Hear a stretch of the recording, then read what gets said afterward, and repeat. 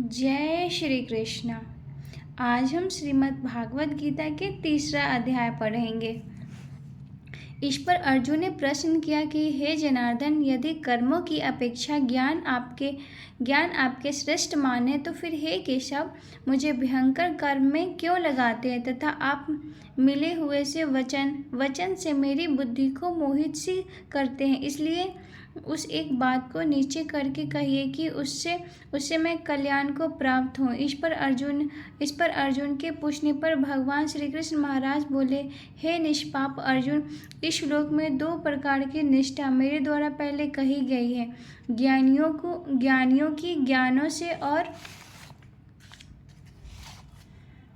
और योगियों की निष्काम कर्म योग से। परंतु किसी भी मार्ग के अनुसार कर्मों को रूप से त्यागने की आवश्यकता नहीं है, क्योंकि मनुष्य न तो कर्मों के न करने से निष्कर्मता प्राप्त होता है, न तो कर्मों को त्यागने मात्र से भगवत साक्षात्कार रूप सिद्ध को प्राप्त होता है, तथा सर्वथा कर्मों का स्वरूप से त्याग को भी नहीं सकता, क्योंकि कोई भी पुरुष किसी काल में क्षण मात्र भी बिना कर्म किए नहीं रहता है। निसंदेह सभी पुरुष प्रकृति से उत्पन्न हुए गुणों द्वारा परवश हुए कर्म करते हैं। इसलिए जो मूढ़ बुद्धि पुरुष कर्मेंद्रियों हठ से रोकर इंद्रियों के भोगों को मन से चिंतन करता रहता है, वह मिथ्याचारी अर्थात दंभी कहा जाता है। और हे अर्जुन, जो पुरुष मन से इंद्रियों को वश में करके अनासक्त हुआ कर्मेंद्रियों से कर्म योग का उच्चारण करता है, वह श्रेष्ठ है। इसलिए तू शास्त्र विधि से नियत किए हुए सर्वधर्म रूप कर्म को कर, क्योंकि कर्म न करने की अपेक्षा कर्म करना श्रेष्ठ है, तथा कर्म न करने से तेरा शरीर निर्वाह भी नहीं सिद्ध होगा। हे अर्जुन, बंधन के भय से भी कर्मों का त्याग करना योग्य नहीं है, क्योंकि यज्ञ अर्थात विष्णु के निमित्त किए हुए कर्म शिवा अन्य कर्म से लगा हुआ ही यह मनुष्य कर्मों द्वारा बनता है।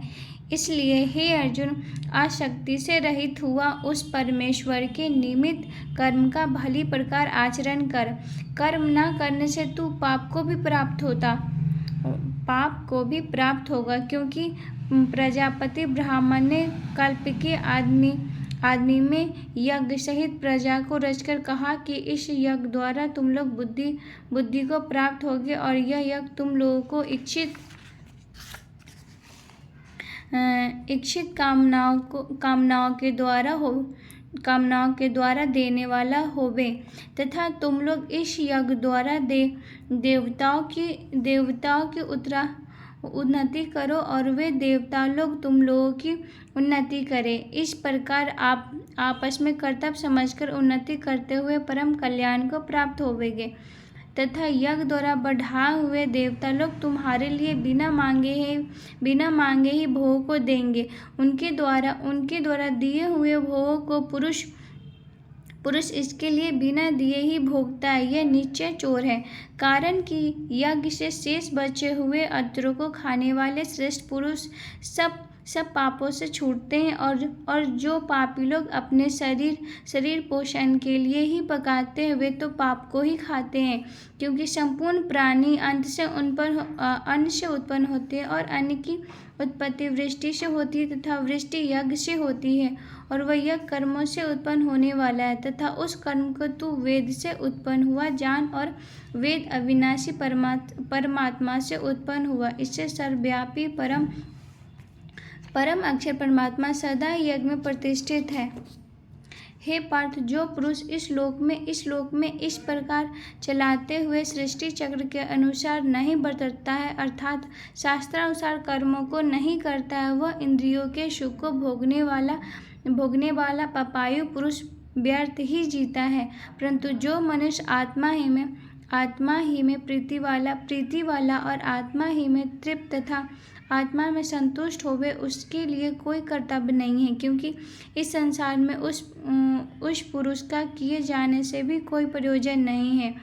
न किए जाने से कोई प्रयोजन नहीं है तथा इसका संपूर्ण भूतों में कुछ भी स्वार्थ का संबंध नहीं है, तो भी उसके द्वारा केवल लोकहितार्थ कर्म किए जाते हैं। इससे तू अनासक्त हुआ, निरंतर कर्तव्य कर्म का अच्छी तरह आचरण कर, क्योंकि अनासक्त पुरुष कर्म करता हुआ परमात्मा को प्राप्त होता है। इस प्रकार जनजाति ज्ञानीजन भी संपूर्ण गुणों में बतरते हैं, ऐसा मानकर नहीं आसक्त होता है, और प्रकृति के गुणों से मोहित हुए पुरुष गुण और कर्मों में आसक्त होते हैं। उन अच्छी प्रकार न समझने वाले मूर्खों को अच्छी प्रकार जानने वाला ज्ञानी पुरुष चलायमान न कर। इसलिए हे अर्जुन, तू ध्यानिष्ठ चित्त से संपूर्ण कर्मों को मुझ में संपन्न करके आशा रहित और ममता रहित होकर संतापरित हुआ युद्ध कर। हे अर्जुन, जो कोई भी मनुष्य दोष बुद्धि से रहित और श्रद्धा से युक्त हुए सदा ही मेरे इस मत के अनुसार बतरते हैं, वे पुरुष संपूर्ण कर्मों से छूट जाते हैं। और जो दोष दृष्टि वाले मूर्ख लोग इस मेरे मत के अनुसार नहीं बतरते हैं, उन संपूर्ण योगों में मोहित चित्र वालों को तू कल्याण से भ्रष्ट हुए भी जान, क्योंकि सभी प्राणी प्रकृति को प्राप्त होते हैं, अर्थात अपने स्वभाव से परवश हुए कर्म करते हैं। ज्ञानवान भी अपनी प्रकृति के अनुसार चेष्टा करता है, फिर इसमें इसका हट क्या करेगा। इसलिए मनुष्य को चाहिए कि इंद्रियों के अर्थ में अर्थात सभी इंद्रियों के भोगों में स्थित जो राग और द्वेष है, उन दोनों के वश में नहीं होवे, क्योंकि इसमें वे दोनों ही कल्याण मार्ग में वृद्धि करने वाला महान शत्रु है। इसलिए उन दोनों को जीतकर सावधान हुआ स्वधर्म का आचरण करे, क्योंकि अच्छी प्रकार आचरण किए हुए दूसरों के धर्म से गुण रहित भी अपना धर्म अति उत्तम है। अपने धर्म में मरना भी कल्याणकारक है और दूसरे का धर्म भय को देने वाला है। इस पर अर्जुन ने पूछा कि हे कृष्ण, फिर यह पुरुष बलात् लगाए हुए के सदृश न चाहता हुआ भी किससे प्रेरा हुआ पाप का आचरण करता है। इस प्रकार अर्जुन के पूछने पर श्री कृष्ण महाराज बोले, हे अर्जुन, रजोगुण से उत्पन्न हुआ यह काम ही क्रोध है, यह ही मेरा असन अर्थात अग्नि के सदृश भोगों से न तुम तृप्त होने वाला और बड़ा ही पापी है। इस विषय में इसको ही तू वैरी जान। जैसे धुएं से अग्नि और मल से दर्पण ढका जाता है तथा जैसे जोर से गर्भ ढका जाता है, वैसे उस काम के द्वारा यह ज्ञान ढका हुआ है।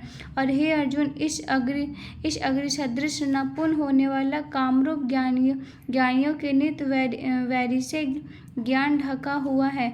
इंद्रियां, मन और बुद्धि इस काम के वास स्थान कहे जाते हैं, और यह काम इन मन, बुद्धि और इंद्रियों द्वारा ही ज्ञानों को अनाच्छादित करके इस जीवात्माओं को मोहित करता है। इसलिए हे अर्जुन, तू पहले इंद्रियों को वश में करके ज्ञान और विज्ञान के नाश करने वाले इस काम पापियों को निश्चय पूर्वक मार। और यदि तू समझे कि इंद्रियों को रोककर कामरूप वैरियों को मारने वाली मेरी शक्ति नहीं है, तो तेरी यह भूल है, क्योंकि इस शरीर तो इंद्रियों पर श्रेष्ठ, बलवान और सूक्ष्म कहते हैं, और इंद्रियों से पर मन है, और मन से भी पर बुद्धि है, और जो बुद्धि से भी अत्यंत पर है वह आत्मा है। इस प्रकार बुद्धि पर अर्थात सूक्ष्म तथा सब प्रकार बलवान और श्रेष्ठ अपने आत्मा को जानकर और बुद्धि के द्वारा सबको वश में करके, हे महाबालो, अपनी शक्तियों को समझकर इस दुर्जन काम को शत्रु का नाश करे। जय श्री कृष्ण।